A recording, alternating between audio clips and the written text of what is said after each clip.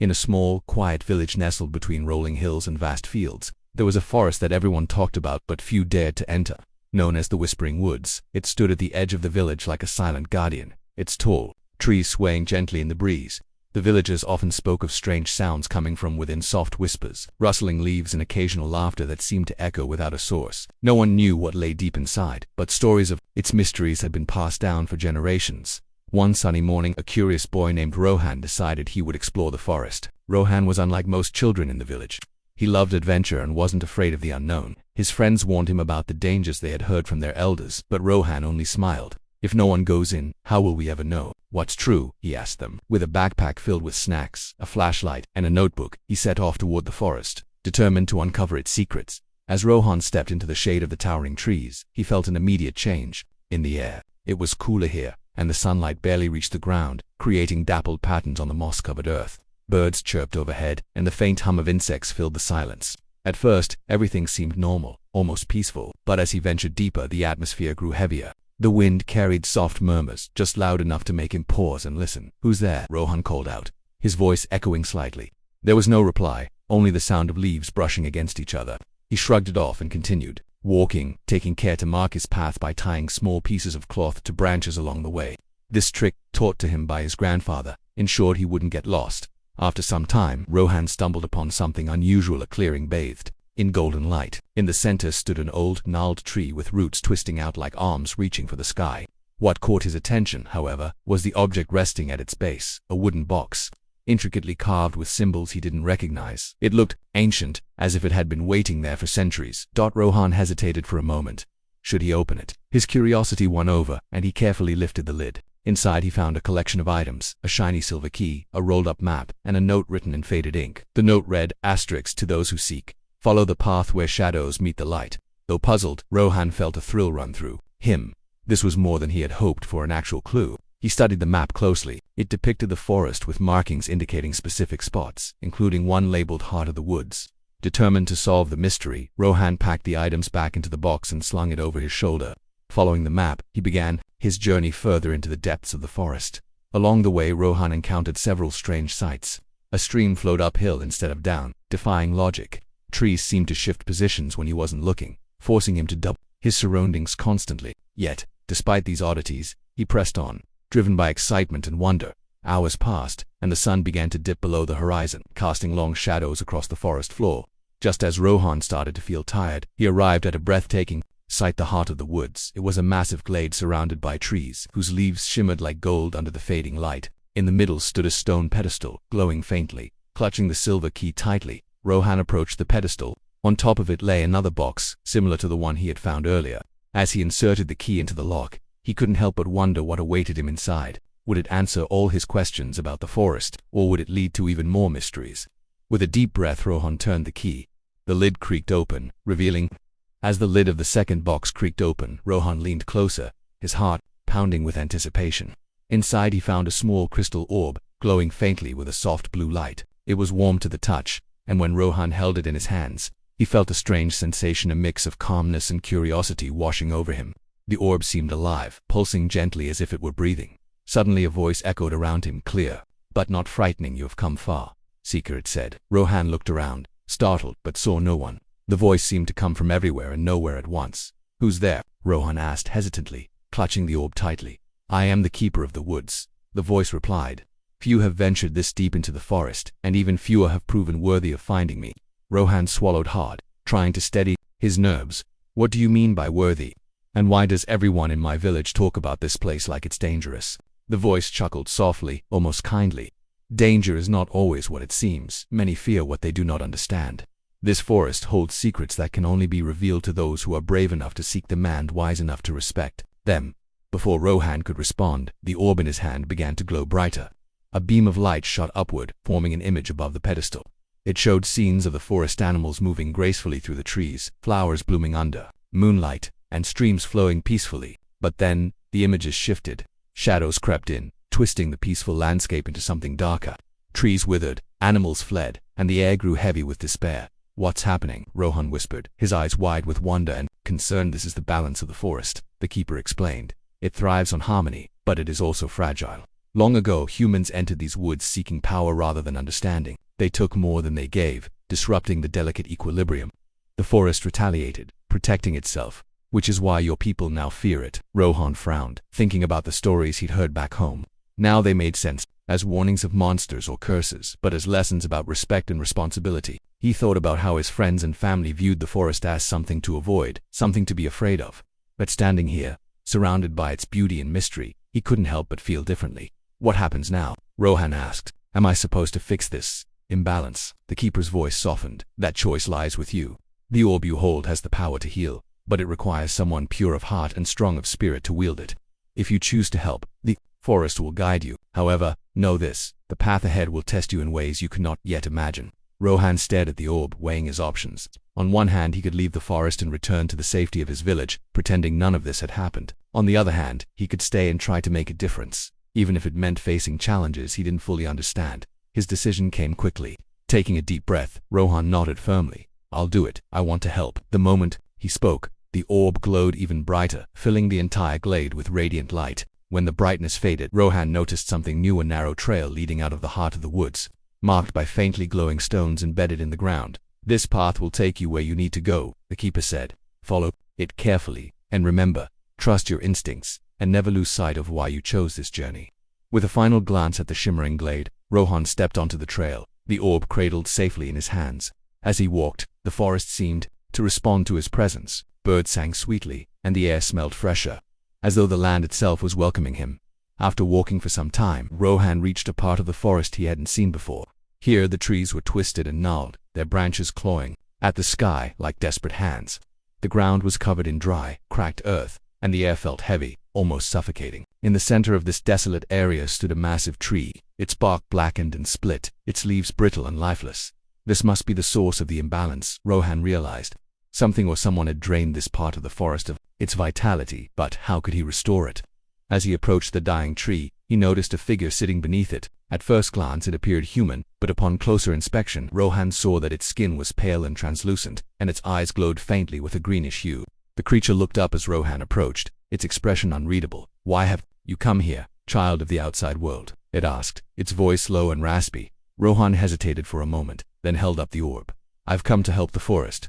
I don't know exactly what's wrong, but I think you might. The creature tilted its head, studying him intently. Then, it let out a hollow laugh. Help, you are too late. This place is already lost. Rohan stood frozen, the orb glowing softly in his hands as he stared at the pale, otherworldly creature beneath the dying tree. Its hollow laugh echoed through the desolate clearing, sending a chill down his spine. Though its tone was mocking, there was something else in its voice, sadness perhaps, or exhaustion. You're too late, the creature repeated, leaning back against the blackened trunk of the tree. This place is beyond saving. The life here has already been drained. Rohan tightened his grip on the orb, determination rising within him. He didn't believe it was truly hopeless. If the forest had chosen him, if the keeper had trusted him with the orb, then there must still be hope. I don't think you're telling me everything, Rohan said firmly, taking a step closer. Why are you here? What happened to this part of the forest? The creature's glowing green eyes narrowed, studying him with an intensity that made Rohan feel like it could see straight into his soul. For a moment it said nothing, but then, it sighed a sound so weary it made Rohan's chest ache. Very well, it murmured, if you insist on knowing. I am a fragment of the forest itself, bound to this land long ago. Once I thrived alongside the trees and rivers, feeding off their energy while giving back in equal measure. But humans came seeking power, not harmony, and they disrupted the balance. They sought to control the forest, using dark rituals to extract its essence. When they were done, they left me behind, broken and starving. As it spoke, images began to form around them, flickering like shadows cast by firelight. Rohan saw visions of people dressed in strange robes, chanting under the moonlight. They surrounded the same tree where the creature now sat, drawing lines in the dirt and placing objects at its base. The air shimmered unnaturally, and soon, the vibrant colors of the forest dimmed, leaving only decay behind. They took what they wanted and abandoned me, the creature continued bitterly. Now I survive by clinging to whatever scraps of life remain. It's not enough. Without intervention, this blight will spread until the entire forest perishes. Rohan felt anger bubbling inside him, not toward the creature, but toward those who had caused such destruction. How could anyone treat something so alive, so beautiful, with such disregard? Yet, even as his frustration grew, he reminded himself why he was here: to help, not to judge. So, you're stuck like this? Rohan asked gently, trapped because of what they did. The creature nodded slowly. Yes, and unless someone can undo the damage, I will fade entirely, along with this part of the forest. Rohan looked down at the orb in his hands. Its glow seemed steadier now, almost encouraging. He thought about the keeper's words, trust your instincts. An idea began to form in his mind, though it scared him just as much as it excited him. What if Rohan started hesitantly, glancing back at the creature? What if we use the orb to heal this area? Could it restore the balance? The creature's eyes widened slightly, surprise flashing across its translucent face. The orb, you hold the heartstone, few know of its existence, let alone possess it. Yes, it might work, but at great cost. The stone requires energy to function, and it will take more than you may be willing to give. Rohan frowned. What kind of energy? All living things carry a spark of vitality, the creature explained. The orb draws from that spark. If you choose to use it, it will sap some of your own strength, perhaps permanently. Are you prepared for that sacrifice? For a moment, doubt crept into Rohan's mind. He thought about his family, his friends, and the life he had back in the village. Was he really ready to risk losing part of himself for a forest he barely understood? But then he remembered the beauty of the heart of the woods, the kindness of the keeper, and the pain in the creature's voice. This wasn't just about fixing a problem, it was about doing what was right. I'll do it, Rohan said finally, his voice steady despite the fear knotting in his stomach. Tell me what I need to do. The creature studied him for a long moment before nodding. Place the orb at the base of the tree. Focus on your intention on healing and restoring. Let the forest guide you. Taking a deep breath, Rohan walked to the center of the clearing and knelt beside the dying tree. He placed the orb carefully on the cracked earth, feeling its warmth pulse against his palms. Closing his eyes, he focused on the image of the forest, as it once was live, vibrant, full of color and sound. He imagined the streams flowing freely, the leaves rustling in the wind, and the animals roaming without fear. At first, nothing happened. Then, slowly, the orb began to hum, its light growing brighter and brighter. Rohan felt a pull deep within him, as though something vital was being drawn out. His body grew heavy, and beads of sweat formed on his forehead, but he didn't stop. He clung to the vision in his mind, pouring every ounce of his willpower into the task. The ground beneath him trembled, and a soft breeze swept through the clearing. The blackened bark of the tree began to crack open, revealing fresh wood underneath. Leaves sprouted from the branches, small at first, but quickly growing larger and greener. The dry earth softened, and tiny shoots pushed their way upward, reaching for the light. But the strain on Rohan was immense. His vision blurred, and his legs buckled beneath him. Just as he thought he couldn't hold on any longer, the orb released a final burst of light, engulfing the entire clearing. When the brilliance faded, Rohan collapsed onto the newly revived grass, gasping for air. The creature stood nearby, looking healthier than before. Its skin no longer appeared translucent, and its eyes shone with gratitude rather than despair. You've done it, it said softly. Thank you. Rohan managed a weak smile, though his body felt weaker than ever. As he lay there, staring up at the now vibrant canopy above, he realized the battle wasn't over yet. The forest still needed protection, and he had only begun to understand its secrets. Rohan lay on the soft grass, his chest rising and falling with each labored breath. The forest around him hummed with renewed life. Leaves rustled in the breeze, birds chirped cheerfully, and the scent of fresh earth filled the air. Yet, despite the beauty surrounding him, Rohan felt drained, as if a part of him had been left behind in the orb's glow. His arms felt heavier than usual, and even lifting his head took effort. The creature approached him slowly, its once pale form now radiating vitality. Kneeling beside Rohan, it placed a translucent hand gently on his shoulder.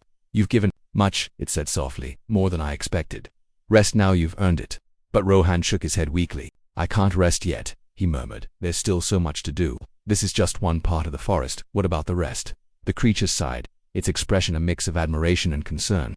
Your determination is admirable, but, reckless as you, cannot save everything alone. The damage runs deep, and the forces that caused it are not easily undone. Rohan frowned. What do you mean? Who or what caused all this? The creature hesitated before answering. It turned its gaze toward the horizon, where shadows lingered at the edge of the clearing. The humans who came here long ago were not ordinary wanderers. They served a dark entity known only as Varithus, a being that thrives on imbalance and chaos. It feeds on destruction, growing stronger as harmony fades.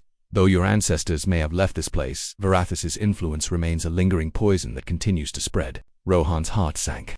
He had hoped the problem was contained, something he could fix with enough determination. But now, faced with the reality of an ancient, malevolent force, he felt overwhelmed. How could a single boy stand against such power? As if sensing his doubt, the creature continued, but there is hope. Varithus cannot act directly, it requires servants, those willing to carry out its will, and while it grows stronger through disorder, it is vulnerable to unity. That is why you and others like you are important. Others? Rohan asked, sitting up despite the exhaustion weighing him down. Are there more people helping the forest? The creature nodded. Yes, though they may not realize it yet. There are others connected to the forest, scattered across the land. Some are descendants of those who once lived here. Others are simply drawn to its mysteries. Together they form a bond stronger than any magic. If you can find them and awaken their connection to the forest, you might stand a chance. Rohan's mind raced. Finding these strangers sounded impossible, especially in his weakened state. But then he remembered the map from the first box, the one marked with locations throughout the forest. Could those spots be clues to finding these individuals? I think I know where to start, Rohan said, pulling himself to his feet. His legs wobbled, but he steadied himself by leaning on the pedestal. There's a map in my backpack. Maybe it shows where the others are. The creature tilted its head curiously. Show me. Rohan retrieved the rolled-up map from his bag and unrolled it carefully. The creature examined it closely, its glowing eyes tracing the markings. After a moment it pointed to 3 specific spots marked on the parchment. These places hold significance. Each is tied to someone who shares a link with the forest. Seek them out, they will help you understand your role better. Rohan nodded, folding the map and tucking it back into his pack. I'll go, but what about you? Will you stay here? The creature smiled faintly. For now, yes, this area. It needs time to heal fully, and I must remain to ensure it does. But know this, wherever you go, the forest watches over you. Trust in its guidance. With that, the creature stepped back, fading into the shadows beneath the trees. Rohan watched it disappear, feeling both grateful and uneasy. He was glad for the help, but the weight of responsibility pressed heavily on his shoulders. Taking a deep breath, Rohan adjusted the straps of his backpack and began walking toward the first location marked on the map. As he moved deeper into the forest, he noticed subtle changes. The air grew cooler, and the trees seemed taller, their branches twisting together to form natural archways overhead. The path was narrow and winding, forcing him to focus intently on every step. After hours of travel, Rohan arrived at a small pool of water surrounded by moss-covered stones. The surface of the pool shimmered unnaturally, reflecting colors that didn't exist in nature. Vivid purples, greens, and golds danced across the ripples.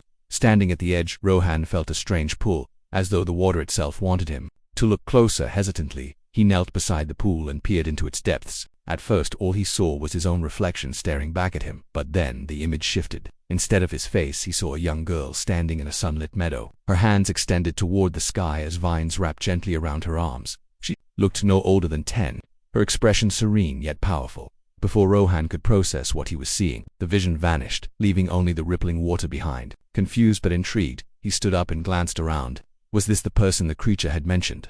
And if so, how was he supposed to find her? As if in response to his thoughts, the wind picked up, carrying a faint whisper through the trees. Follow the light. Looking ahead, Rohan noticed a faint glow emanating from between 2 distant oaks. Without hesitation, he started toward it, his heart pounding with anticipation. Whatever awaited him. He knew one thing for certain, the journey was far from over. Rohan followed the faint glow between the towering oaks, his footsteps crunching softly against the mossy ground. The forest seemed different here, quieter, as if holding its breath. Even the wind had stilled, leaving an eerie calm that made every sound echo unnaturally. The light ahead pulsed gently, guiding him forward like a beacon in the dark. As he drew closer, the source of the glow became clearer. It was a cluster of glowing mushrooms arranged in a perfect circle around a small clearing. In the center stood the girl from the pool's vision. She looked exactly as she had appeared, her long dark hair flowing freely, her bare feet resting lightly on the grass, and vines wrapped loosely around her arms like living bracelets. Her eyes were closed, but when Rohan stepped into the clearing, they snapped open, revealing irises that shimmered with the same colors as the pool. For a moment, they simply stared at each other. Rohan felt both awe and unease. There was something otherworldly about her presence, as though she belonged to the forest itself. Finally, breaking the silence, he spoke. Are you one of the people I'm supposed to find? The girl tilted, her head slightly, her expression curious but calm. I am Leela, she said in a voice that sounded like rustling leaves. And yes, I've been waiting for you. Waiting for me? Rohan asked, surprised. How did you know I'd come? Leela smiled faintly, gesturing to the glowing mushrooms around her. That forest tells me things. It speaks through the roots, the water, the air. When you entered the heart of the woods, it whispered your name. Rohan blinked, unsure how to respond. He had suspected the forest was alive in some way, but hearing it described so plainly made his skin prickle. Why were you waiting? What do you know about what's happening? Leela's smile faded, replaced by a look of quiet sadness. I know about Viruthus, she said, her voice dropping to a whisper. Its shadow stretches far beyond this forest. It corrupts everything it touches, turning harmony into chaos. My family once tried to fight it, but she trailed off, her gaze dropping to the ground. But what? Rohan pressed gently, sensing the weight behind her words. They failed, Leela admitted, her voice trembling slightly. Viroth has consumed them, not their bodies, but their spirits. They became hollow, wandering aimlessly until the forest claimed them. Only I remained, protected by the bond I share with these woods. Rohan felt a pang of sympathy. Despite her composed exterior, Leela carried a burden heavier than his own. I'm sorry, he said sincerely. But maybe we can change that. Together. Lila looked up, meeting his eyes with a mixture of hope and skepticism. Together. How, you're just one boy. I know, Rohan replied, pulling out the map from his backpack. But I've already started fixing parts of the forest. There are others like Uz, we just have to find them. If we work together, maybe we can stop Verethus before it spreads further. Leela studied the map carefully, her fingers tracing the markings. After a moment, she nodded slowly. If the forest sent you, then perhaps there is hope after all. But we must hurry. Verethus grows stronger with every passing day. With that, Lila stepped out of the circle of mushrooms, the vines unwinding from her arms as she moved. For the first time, Rohan noticed the faint green aura surrounding her, a sign of her connection to the forest. As they began walking side by side, the air seemed to brighten slightly, as though the woods themselves approved of their alliance. Their journey took them deeper into uncharted territory. The trees grew denser, their branches tangling together to form a natural canopy above. The path disappeared entirely, forcing them to navigate by instinct and the occasional flashes of light that guided their way. Along the trail they encountered signs of Verethus's influence, patches of dead earth, twisted roots clawing at the sky, and eerie whispers that seemed to come from nowhere and everywhere at once. At one point they stumbled upon a group of animals gathered near a stream, deer foxes, and even birds perched silently on rocks, staring at the water as though mesmerized. Upon closer inspection, Rohan realized the stream wasn't flowing, it was frozen mid-motion, droplets suspended in the air like glass beads. This is new, Leela murmured, her brow furrowed. Even Verethus hasn't done this before. What does it mean? Rohan asked, his voice hushed. It means time is unraveling here, Leela replied gravely. If we don't act soon, the entire forest could collapse under the strain. Just then, a loud crack echoed through the clearing, startling the animals into scattering. A massive tree nearby groaned and split down the middle, its bark crumbling to dust. From within the wreckage emerged a shadowy figure, tall and skeletal, with glowing red eyes that pierced through the gloom. You shouldn't be here, the figure rasped, its voice dripping with malice. This place belongs to Verethus now. Rohan instinctively stepped in front of Leela, his hands tightening around the strap of his backpack. We're not afraid of you, he said, trying to sound braver than he felt. The figure laughed, a cold, hollow sound that sent shivers down their spines. Brave words for someone so small, but bravery won't save you. Before either of them could react, the figure raised a bony hand, and the ground beneath them began to quake violently. Roots shot up from the earth, wrapping around their ankles and pulling them downward. Hold on, Leela shouted, reaching out toward Rohan. Her hands glowed with the same green light as her aura, and suddenly, the vines binding them loosened. Seizing the opportunity, Rohan grabbed the orb from his bag and held it aloft. Its blue light flared brightly, momentarily blinding the shadowy figure. With a screech of rage, it retreated into the darkness, leaving the two of them shaken but alive. We can't keep running into things like that, Rohan said, panting heavily. We need to find the others, and fast. Leela nodded, determination hardening her features. Then let's go. We don't have much time left. Rohan and Leela pressed onward, their pace quickening as the forest around them grew darker and more unstable. The once vibrant greens of the leaves had dulled to sickly grays, and the air carried an oppressive weight that made breathing feel like a struggle. Shadows flickered unnaturally between the trees, twisting into shapes that seemed almost human, before dissolving into nothingness. Every step felt heavier than the last, but neither of them dared slow down, not with Verethus's influence spreading so rapidly. We're close, Leela said suddenly, her voice cutting through the oppressive silence. She pointed ahead to a faint golden glow piercing through the gloom. That's where the next person is. Rohan nodded, clutching the orb tightly in his hand. Its light pulsed softly, as if responding to the growing tension around them.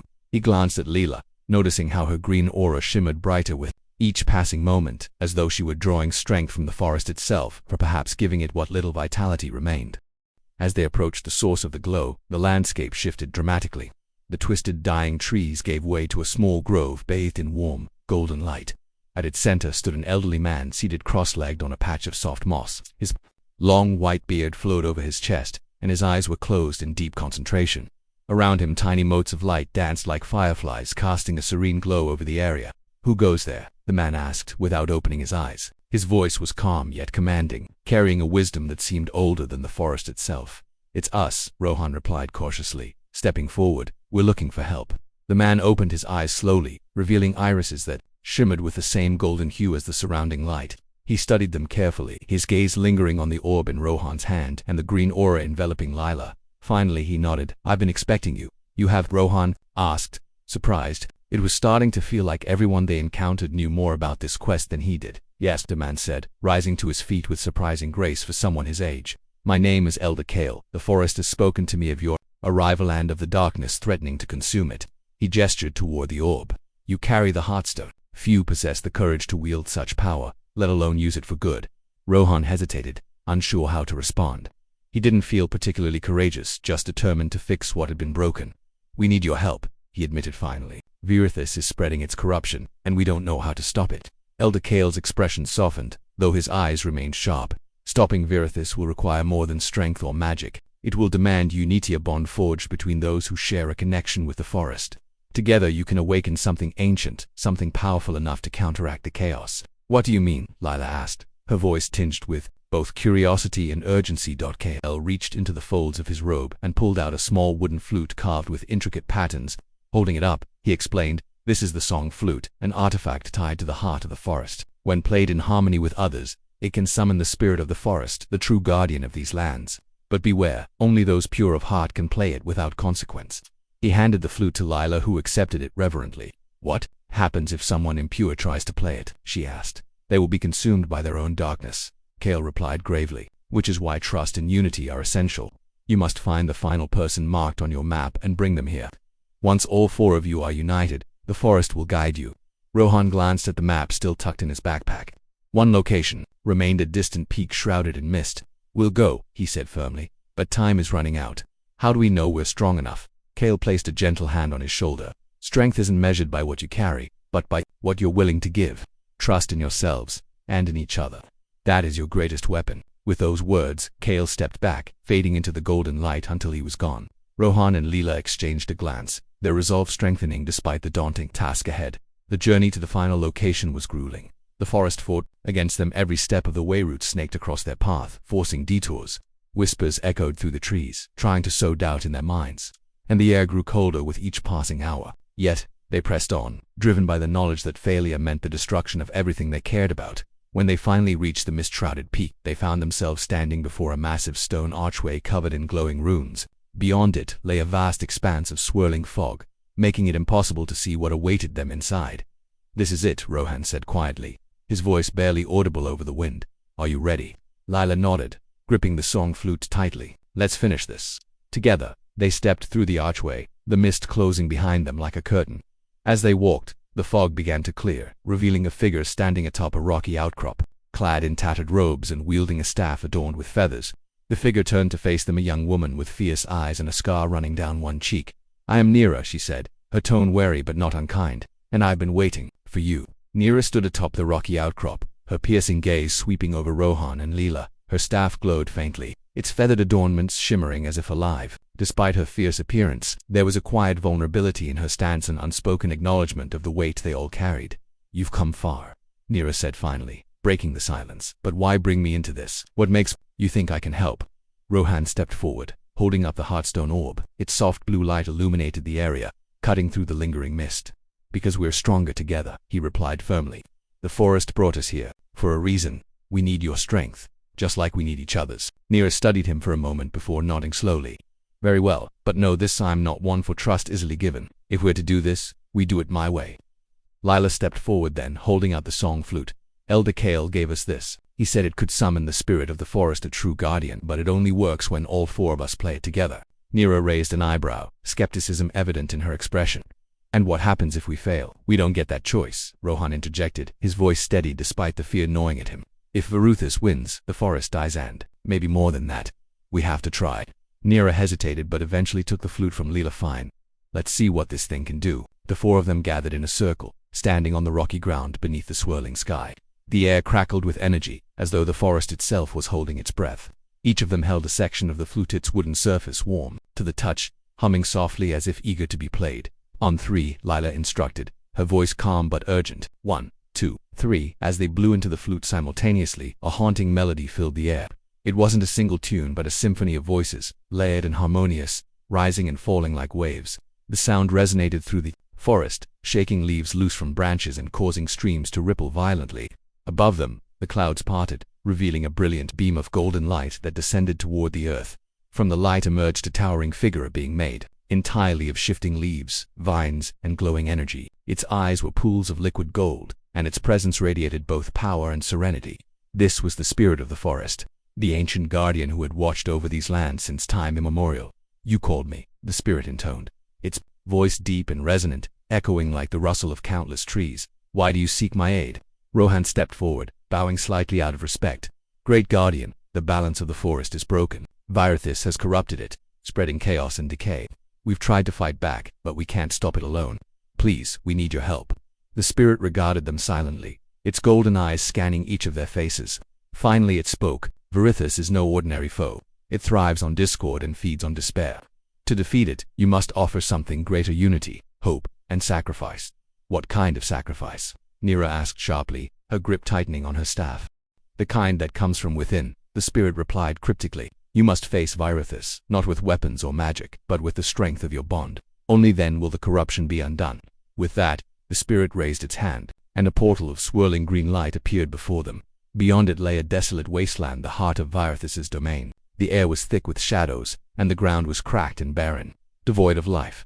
"This is where you must go," the spirit said. "Remember, unity is your shield, and hope is your weapon. Go now, and restore what has been lost." As they stepped through the portal, the landscape shifted around them. The oppressive darkness pressed down on them, making every step feel heavier. In the distance, a massive form loomed, a writhing mass of black tendrils and glowing red eyes. "Virithis, you dare challenge me?" The entity growled, its voice a cacophony of whispers and screams. "Fools, you cannot comprehend the power I wield." Rohan glanced at his companions, seeing determination reflected in their eyes. Together, they formed a tight circle, the heartstone orb glowing brighter than ever.